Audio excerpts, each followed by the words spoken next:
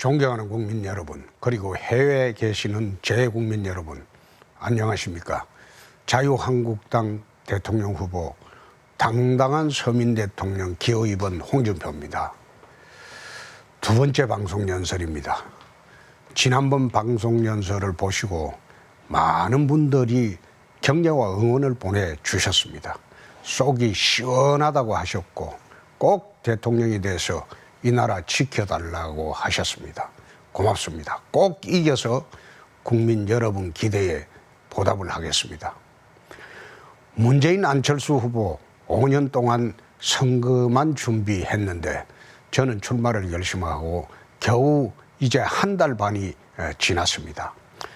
늦어도 한참 늦은 출발입니다. 하지만 우리가 해냈습니다. 바닥 민심과 진짜 여론은 승리의 기운이 넘쳐나고 있습니다.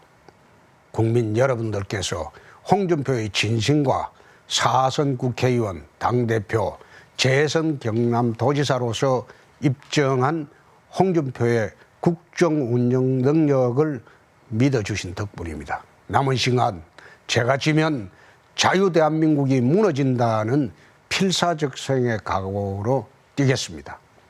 존경하는 국민 여러분, 바람에 머리를 빗고 비에 몸을 씻는다는 절풍모구라는 말이 있습니다. 22년 정치 인생을 절풍모구의 심정으로 살아왔습니다. 나라가 지금과 같은 심각한 위기에 처하지 않았다면 저는 이번 대선에 출마하지 않았을지도 모릅니다. 정치, 외교적으로, 사회, 경제적으로 우리는 너무 큰 위기에 직면해 있고 그것은 또 제가 외면할 수 없는 책임이었고 운명이었습니다. 저는 참 어렵게 자랐습니다. 전쟁의 폐허 위에서 우리 국민 모두가 겪어야 했던 고난의 세월이었고 저희 가족에게는 천연 같은 가난이었습니다. 초등학교 6년 동안 5번 전학을 다녔습니다. 리어카 하나에 세간을 싣고 이틀을 걸어서 이사를 다녔습니다. 아버지께서 짐 싸라 한마디만 하시면 어디로 가는지도 모른 채 이삿짐을 싸야 했습니다. 그렇게 경남에서 대구로, 다시 경남으로, 울산으로 먹고 살기 위해 유랑민처럼 떠돌아 다녔습니다. 가난은 저희 가족을 삶의 벼랑 끝으로 내몰았습니다. 제 아버지는 무학입니다. 학교를 가보지 못했습니다. 돈 버는 데는 또 재주가 없어서 피땀 흘려 지은 농사는 홍수가 나서 하루아침에 떠내려갔고 장사를 하기만 하면 늘상 손해만 보았습니다. 어쩔 수 없이 가족들 먹여 살리는 일은 어머니 몫이었습니다. 제 어머니는 문맹입니다. 글을 모릅니다. 가족을 위해 희생하고 묵묵히 일만 하는 전형적인 한국의 어머니였습니다. 달비 장수를 나가면 며칠을 굶고 돌아오기가 일쑤였습니다. 동네로 들어오는 고갯마루에서 어머니를 기다리고 있으면 저 멀리 위태롭게 흔들리는 어머니가 제 가슴 속으로 걸어 들어왔습니다. 초등학교를 졸업하던 해 여름에 큰 홍수가 있었습니다. 한밤중에 저를 흔들어 깨운 누나 손을 잡고 강둑으로 몸을 피했습니다. 시커먼 낙동강물이 저희 집과 우리 식구의 꿈이 담긴 땅콩밭을 휩쓸어 갔고 제 중학교 진학의 꿈도 함께 물속에 잠겼습니다. 대구에 있는 중학교에서 장학금을 준다고 해서 선택의 여지도 없이 대구로 진학을 했습니다. 대구에서 공장에 취직해 살던 작은 누나 달새방에서 6년의 중고등학교 생활을 시작했습니다. 전기요금 때문에 밤 10시면 불을 끄라는 주인 아주머니의 감시 속에 이불을 뒤집어 쓰고 공부를 했습니다. 도시락 싸갈 형편이 못 돼서 점심시간이면 수돗물로 배를 채우면서 공부를 했습니다. 제가 할 수 있는 유일한 길은 공부밖에 없었습니다. 저는 가난이 지겨워서 돈을 많이 벌 수 있는 의과대학을 가고 싶었지만은 아버지는 학비가 많이 든다고 육사를 가라고 하셨습니다. 육사 특차 시험에 합격해서 부모님 계신 시골에 가 있는 동안 제 인생을 바꾼 일이 생겼습니다. 아버지가 훔친 비료를 샀다는 작물 취득에 누명을 쓰고 경찰서 지서에 잡혀가신 것입니다. 농협지소장이 비료를 빼돌리고 횡령을 했는데 그걸 아버지에게 뒤집어 씌운 것입니다. 아버지 누명을 벗기기 위해 마을 사람들을 다 찾아다녔지만은 지소장의 힘에 눌려 어느 누구도 정언을 해주려 하지 않았습니다. 아버지는 이틀 뒤에 풀려났지만 억울함은 풀리지 않았습니다. 저는 군인이 되는 것이 아니라 경찰 잡는 검사가 되어야 되겠다고 결심하고 바로 대구로 가서 한 달밖에 남지 않은 대입시험을 다시 준비를 했습니다. 법과대학을 가서 검사가 되어야 하겠다는 그 생각밖에 없었습니다. 운 좋게 고려대학교 법과대학에 합격을 했지만 또 돈이 문제였습니다. 백방으로 수소문한 끝에 아버지가 작은 누나가 빚을 내어온 입학금 5만 6천 원과 한 달 하숙비 1만 4천 원을 들고 동대구역에서 야간 열차를 타고 18살 때 추풍령을 넘었습니다. 제 나이 18살이었습니다. 성장이 아니라 생존이었고 지독한 가난과의 전쟁이었던 유년과 학창 시절이었습니다. 존경하는 국민 여러분, 저는 가난했지만 꿈이 있었습니다. 꿈이 밥이고 꿈이 목숨이었습니다. 지금 우리 청년들 돈이 없어서 불행한 것이 아니라 꿈이 없어서 불행한 것입니다. 청년과 서민이 꿈꿀 수 있는 세상을 만들어주는 것, 그것이 우리들의 책임입니다. 경남도지사 시절 저는 서민 자녀 교육 지원 4단계 사업을 시작했습니다. 돈이 없어서 공부 못하고 돈 때문에 꿈을 포기하는 일이 없도록 해주고 싶었습니다. 서민 자녀들에게 초등학교부터 고등학교까지 졸업할 때까지 책을 사거나 인터넷 강의를 들을 수 있도록 예산을 지원했습니다.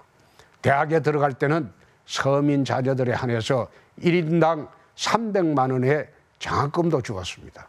서울에는 지금 서민 자녀 대학생들을 위한 최신 시설의 기숙사를 짓고 있습니다.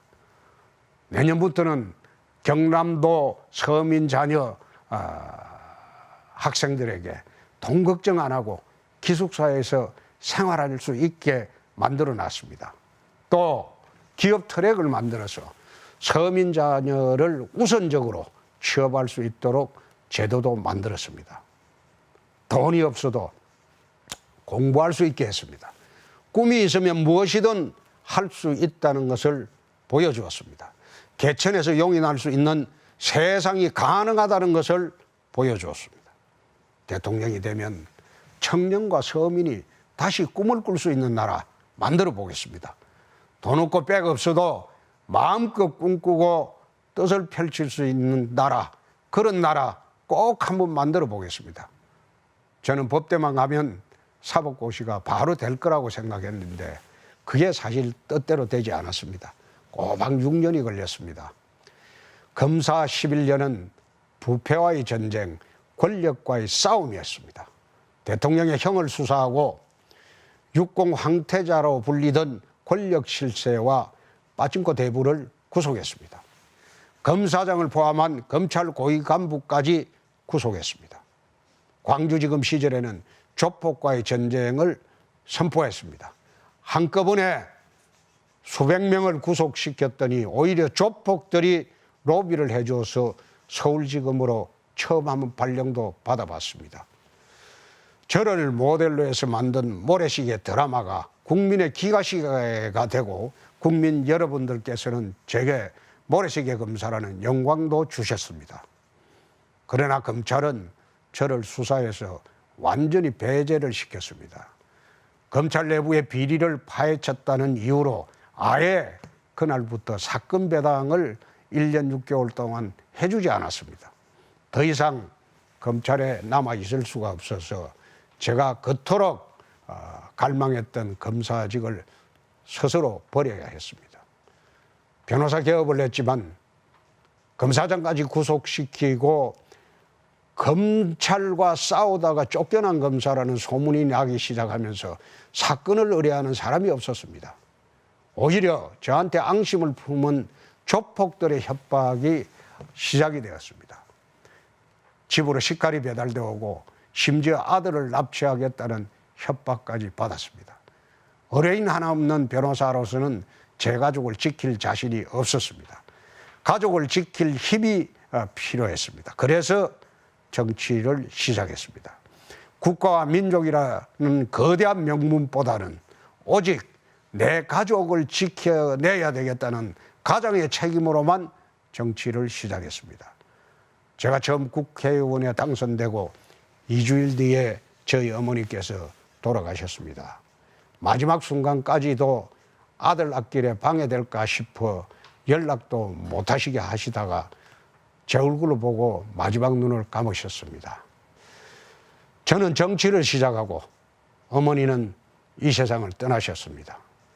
어머니가 남기신 꿈 하나가 가슴에 품고 정치를 시작했습니다. 그 꿈은 가진 것 없고 힘없는 사람들, 평생 일만 하고 고생만 하신 제 어머니 같은 착한 분들이 잘 사는 세상을 한번 만들어 보는 겁니다.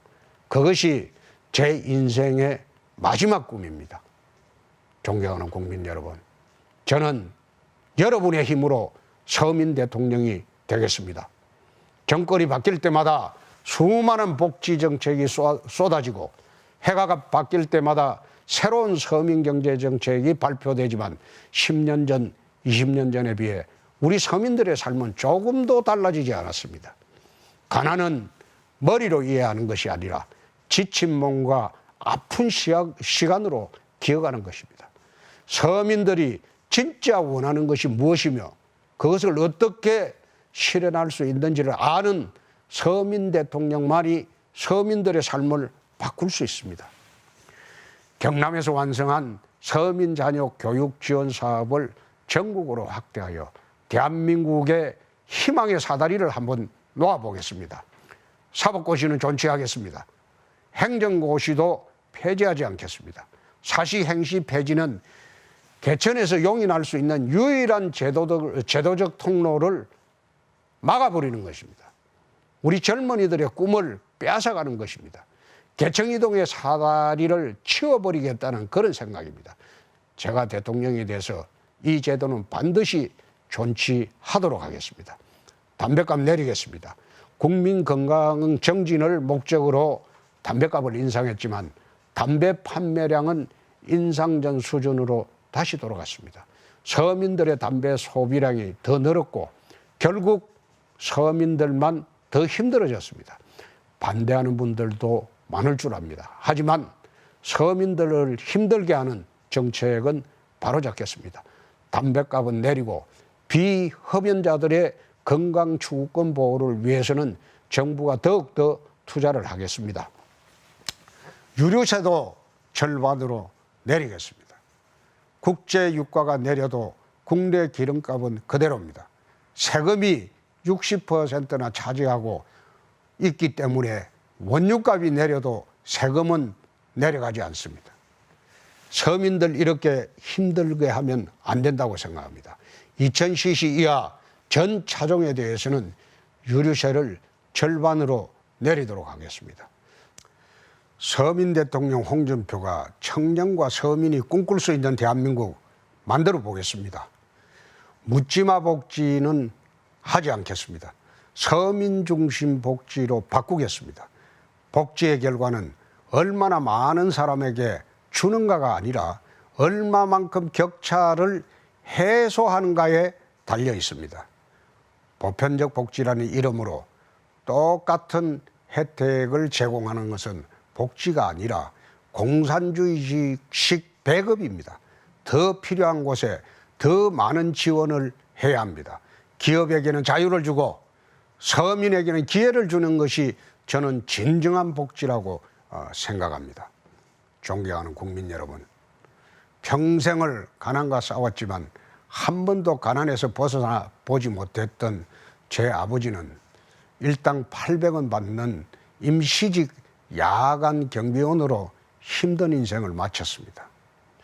한겨울 영하 20도의 바닷가에서 칼바람 맞으면서 가장의 책무를 다하고자 했던 아버지를 보면서 저는 피눈물을 흘린 일이 있습니다.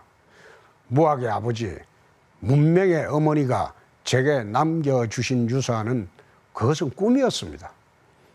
가진 자들이 좀 더 양보하는 세상, 어렵고 힘든 사람에게 한 번 더 기회를 줄 수 있는 세상, 그리하여 정의가 강물처럼 흐르는 그런 세상을 한번 만들어 보겠다는 꿈, 그것이 제가 받은 유일한 유산이자 제 인생의 마지막 꿈입니다. 일당 800원 받던 임시직 야간 경비원의 아들도 대통령이 될 수 있는 것이 대한민국의 민주주의입니다. 자식들 먹이 살리느라 고리사체에 머리채 끌려 다니던 까막눈의 어머니를 둔 아들도 대통령이 될 수 있다는 것이 대한민국입니다. 여러분, 그 꿈을 한번 여러분이 보여주시기 바랍니다. 홍준표가 대한민국 서민의 꿈을 한번 이루어 보겠습니다. 국민 여러분이 홍준표의 힘이 되어 주시기 바랍니다. 늦은 시각 끝까지 경청해 주셔서 고맙습니다. 편안한 밤 보내시기 바랍니다. 감사합니다.